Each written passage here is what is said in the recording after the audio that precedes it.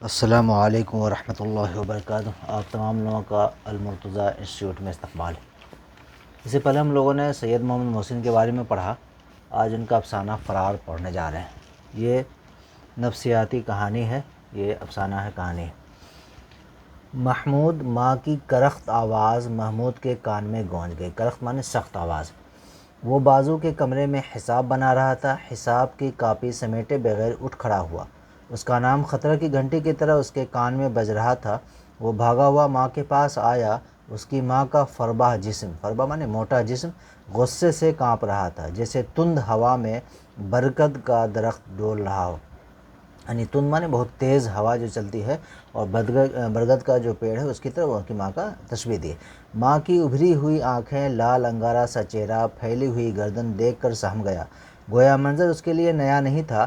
معصوم فرشتے کی طرح نظریں نیچی کیے محمود ماں کے روبرو کھڑا ہو گیا، سامنے جا کر کے کھڑا ہو گیا۔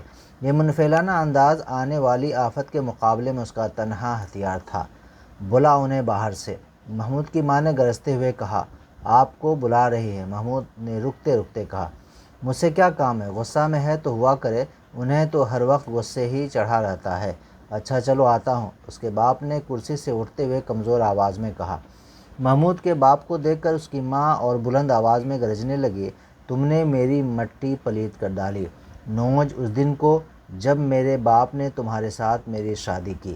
آخر کچھ کہو گی بھی یا یوں ہی بکے جاؤ گی؟ محمود کے باپ نے آہستگی سے سوال کیا۔ ہاں ہاں، میں تو بکواس مچاتی ہی ہوں، پاگل سری سب کچھ ہوں۔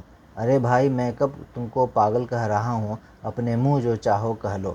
ہاں جی، تم سا شریف دنیا میں کون ہوگا؟ جانے دو، میں رذیل سہی، گھٹیا ہی سہی، کمینی سہی، لیکن تمہارے گھر میں اب ایک منٹ میرا قدم نہیں جم سکتا۔ ارے بھائی، خدا کا واسطہ کچھ بتاؤ بھی تو۔ آہا، کیسے بھولے ہیں آپ، گویا کچھ جانتے ہی نہیں، بیٹھے بیٹھے سارا فساد مچاتے رہتے ہیں، اوپر سے دیکھو تو جیسے موم کی گڑیا۔ میں نے تمہیں 1000 بار منع کیا ہے کہ اس موئے وکیل کے یہاں نہ جایا کرو، لیکن تم کہاں جا ماننے والے۔ اس کی جوڑو تو ڈائن بن کر مجھے نگلنے کی فکر میں ہے، اور تم اس سے گھل مل کر میٹھی میٹھی باتیں کیا کرو۔ ارے بھائی آہستہ بولو، محلہ والے سنیں گے تو کیا کہیں گے؟ تمہیں تو خواہ مخواہ شک پیدا ہو جاتا ہے۔ محمود کی ماں نے اور چینخ کر بولنا شروع کیا۔ ہزاروں گالیاں وکیل کو دیں، سینکڑوں صلواتیں محمود کے باپ کو سنائی۔ محمود اپنی عمر کے 10ویں ہی سال میں یتیم ہو گیا تھا، اور باپ کے مرنے کے تھوڑے ہی عرصہ بعد اس کی ماں بھی اس سے چھوڑ گئی۔ قسمت نے اسے اسرت زدہ، یعنی تنگی معاشی، تنگی جو پیسے میں کمی ہو ان کو اسرت زدہ کہتے ہیں، اسرت زدہ ماموں کے مکان میں منتقل کر دیا۔ زندگی کی دشواریاں اس کے لیے ایک نامہر لیکن عاقبت اندیش استاد بن گئی۔ ماحول کی ناسازگاریاں اسے جتنی زیادہ ٹھوکر لگاتیں، اس کے اندر استواری اور استقامت کی کوششیں اتنا ہی زیادہ تیز ہو جاتی تھیں۔ کچھ صغر سنی میں، یعنی بچپنے میں، وہ مستقل مزاجی اور پختگی عزم کا ایک مکمل نمونہ معلوم ہوتا تھا، جس سے اس کا بچپن، طفولیت میں بچپنا کو آتا ہے، اور شباب جوانی، طفولیت اور شباب کے درمیانی مراحل پھاند کر انسانی تعمیر کی آخری منزل تک پہنچ گیا ہو۔ محمود یونیورسٹی کے ہاسٹل میں رہتا تھا، جہاں اس کی تنہائی پسندی اور رہبانیت کا اس کے ساتھ برابر مذاق اڑایا جاتا تھا۔ یونیورسٹی کی فضا ایجوکیشن، یعنی لڑکے اور لڑکیوں کی ایک جگہ تعلیم کی وجہ سے گہری رومانی ہو گئی تھی۔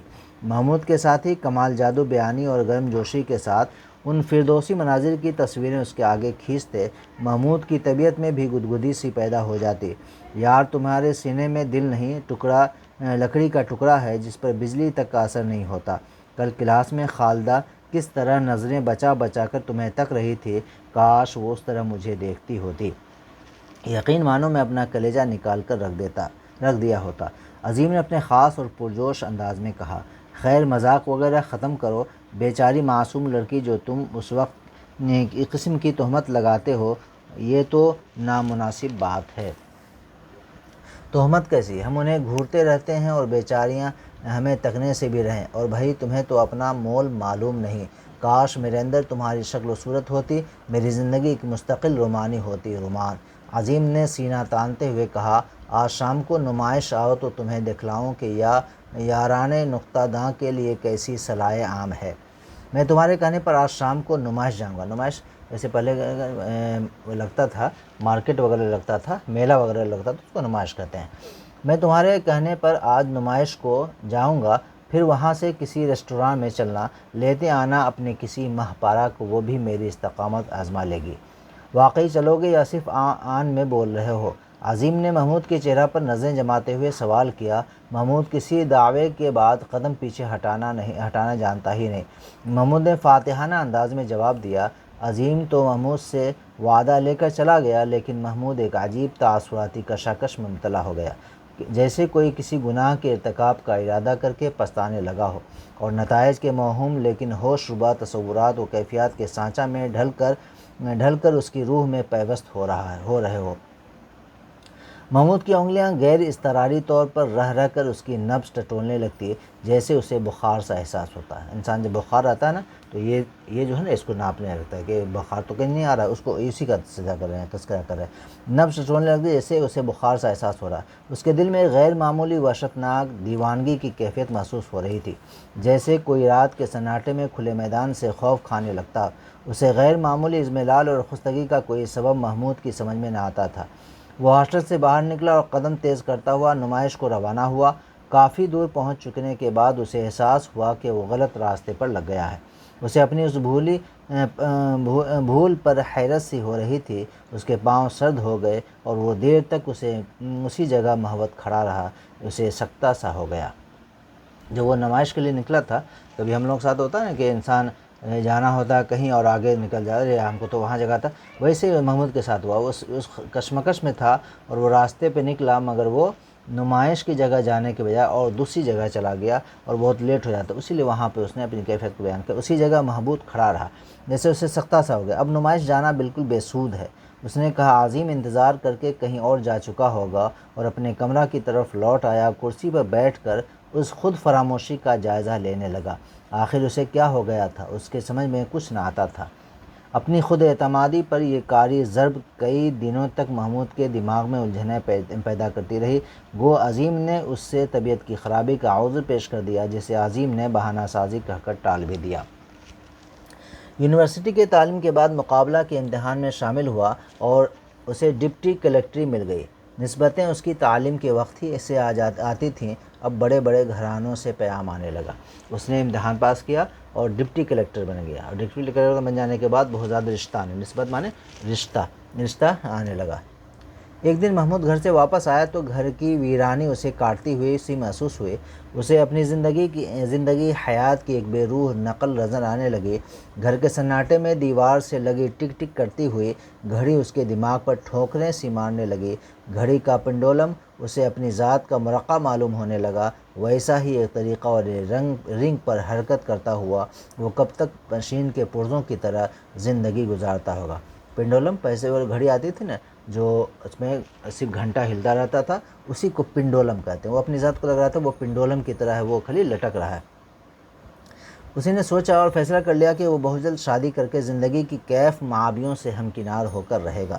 اسی شام کو اس نے اپنے ساری پچھلی نسبتوں پر نئے سرے سے غور کرنا شروع کر دیا۔ نئے سرے سے پھر یعنی نسبتیں جو آئی تھی شادی وغیرہ کے لیے آئے تھے لڑکے، ان کو پھر ان کا وہ کھنگالنا شروع کر دیا کہ کون سی نسبت اچھی ہوگی، رشتہ اچھا ہوگا۔ اکثر و بیشتر کے متعلق اسے علم تھا کہ وہاں اب اس کے لیے جگہ خالی نہ رہی تھی۔ باقی ماندہ چند نسبتوں میں اسے ایک اعتبار سے قابل اعتنا معلوم ہوئی۔ صرف لڑکی کی تعلیم نامکمل تھی، لیکن لڑکی کا سن زیادہ نہ تھا، یعنی عمر زیادہ نہیں تھا، اس لیے یہ خامی دور کی جا سکتی تھی۔ محمود نے اسے نسبت کی اثر نو چھیڑ چھاڑ کرائی، بات پختہ ہو گئی اور عقد بھی جلدی ہو گیا۔ عقد مانے نکاح کے آتے ہیں، عقد بھی جلدی ہو گیا، لیکن رخصتی لڑکی کے میٹریکولیشن پاس کرنے تک ملتوی رکھی گئی، میٹرک تک رکھی گئی، یعنی رخصتی نہیں ہوئی تھی۔ امتحان کا نتیجہ زبیدہ کی خاطر خواہ کامیابی کا مژدہ لایا۔ محمود خوشی سے دیوانہ ہو گیا، اس کے خواب اب حقیقت بننے والے تھے۔ وہ اس خیال کی لذت سے سرشار ہو رہا تھا۔ دوسرے دن سے محمود اپنی شادی کی تیاری میں منہمک ہو گیا، یعنی لگ گیا۔ اس نے دفتر سے 2.5 ماہ کی مسلسل فرصت لے لی۔ شادی کے اخراجات پر اس نے کثیر رقم خرچ کی، بہت زیادہ پیسہ خرچ کیا۔ شہر کے سارے معززین کو بارات کے شرکت میں دعوت دی، لیکن سسرال میں قدم رکھنے کے بعد اس کے اندر ایک عجیب حیرت انگیز تغیر پیدا ہونے لگا۔ اس کی آنکھیں بے نور و متوحش سی دکھائی دینے لگی تھی، اس کا جسم برف کی طرح سرد ہوتا جا رہا تھا اور چہرہ کی سرخی رفتہ رفتہ پھیکی پڑتی جا رہی تھی، جیسے کوئی دور سے اسے ایک بھیانک منظر دیکھ رہا ہو۔ باہر کے لوازمات کے بعد جب محمود کو زنانہ مکان کے اندر لے جایا جانے لگا، یعنی زنانہ یعنی عورتیں جہاں رہتی ہیں اس کو زن مانے عورت کیا، تو اسے زنان خانہ جس میں عورتیں رہتی ہیں، زنان خانہ مکان کے اندر لے جایا جانے لگا تو اس کے پاؤں میں لڑکھڑاہٹ پیدا ہو گئی اور اس کے سارے جسم میں ایک ہیبت ناک تھر تھراہٹ جیسے اسے شدت کا جاڑا لگ رہا ہو۔ آگے قدم بڑھانا اس کے لیے ناممکن ہو گیا۔ عورتوں میں محمود کی کیفیت پر ہلچل سی مچ گئی۔ اس کے سسر کو اطلاع دی گئی اور وہ بھاگا ہوا محمود کے قریب آیا، مزاج پرسی کی، طبیعت کا حال دریافت کیا، لیکن محمود کو جیسے سانپ سونگھ گیا تھا، اس کے منہ سے ایک لفظ نہ نکلا، جیسے وہ دفعتاً گونگا ہو گیا یا اس نے ابھی بولنا سیکھا ہی نہ ہو۔ یہ تھا محمود، یہ فرار، یہ مین کردار جو ہے اس میں محمود ہے۔ یہ محمود ایک ایسا لڑکا ہے جس کے ماں باپ کا انتقال ہو چکا ہوتا ہے اور وہ اپنے ماموں کے گھر ہے۔ یہ جو آپ نے دیکھا ہوگا نوک جھوک یہ ماموں اور ممانی کے درمیان میں ہو رہا ہے۔ یہی چیزیں جو تھی یہ محمود کے دماغ پر بہت زیادہ اثر پڑی اور یہ چیز ہے۔ اس کو ایک بار پڑھ لیں، انشاءاللہ اس کا خلاصہ یعنی سوال جواب کے ساتھ میں انشاءاللہ بورڈ پہ کر دیا جائے گا۔ جب تک کے لیے اجازت دیں، السلام علیکم ورحمۃ اللہ وبرکاتہ۔